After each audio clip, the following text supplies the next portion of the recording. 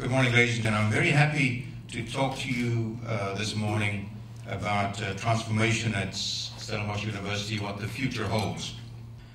So, what have we done and what are we doing? So we want our students and staff members to develop such a transformation competency. So we are currently developing a compulsory credit-bearing first-year module, a kind of Marty's 101, and I even want to expand that to a Marty's 201, 301, or 4 and 401. And we're also working on compulsory courses for our members of faculty and other staff. And the aim would be to sensitize our students and staff to transformation and to allow them an opportunity to engage with these crucial matters. So a credit-bearing compulsory course for our students. Now, transformation forms an integral part of all university environments, but in order to facilitate its cross-cutting nature optimally, it's also crucial that we put particular and deliberate institutional focus on transformation. So one of the first things that we did as a management team after I joined in April this year, the 1st of April, April Fool's Day, and I got no honeymoon whatsoever. But one of the first things we did was to elevate transformation to the highest level. So it has been assigned to one of our Deputy Vice-Chancellors, Professor Nico Koopman, who is highly respected and experienced in this field. And he is now responsible for social impact, transformation, so very explicitly transformation and personnel. We also established a transformation office to support the change process in every university environment so that it can be interwoven into our being. And the role of this office will be to coordinate transformation processes across the institution.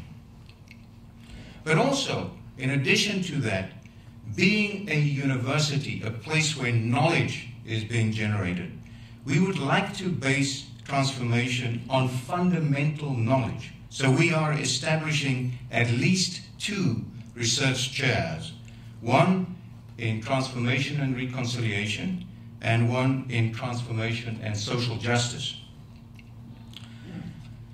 So there has been a lot of talk about transformation at South African universities this year. We should not be surprised. Our country is still in transition from apartheid to democracy, and the born frees have arrived on campuses. They're old enough to think for themselves and see the problems around them, but they're young enough and still have energy to want to do something about it.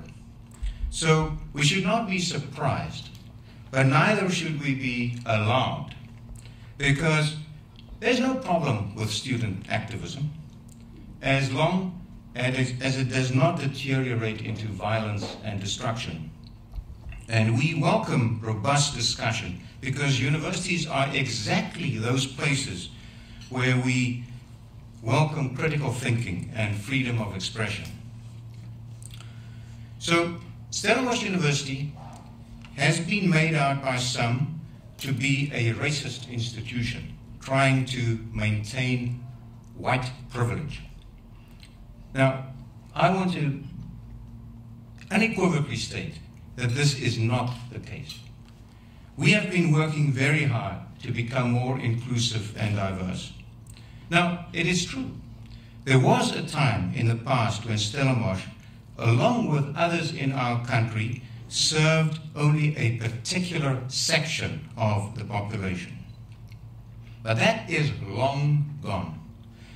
We have moved from being a whites-only Afrikaans university to being a non-racial, multilingual national asset, and we proudly serve the whole of society.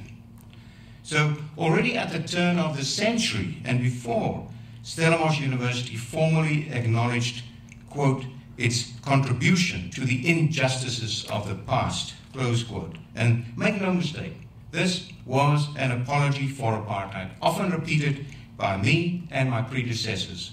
And at the same time, we also committed ourselves to redress and development.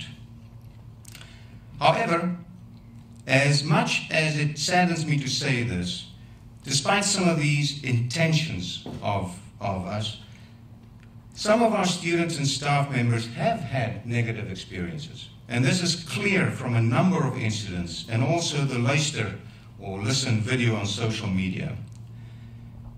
I found this particularly painful viewing because I certainly do not want any of my students to suffer.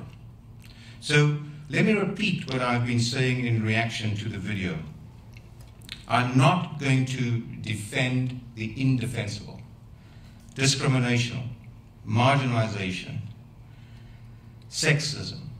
These things are just plain wrong, whether consciously or subconsciously.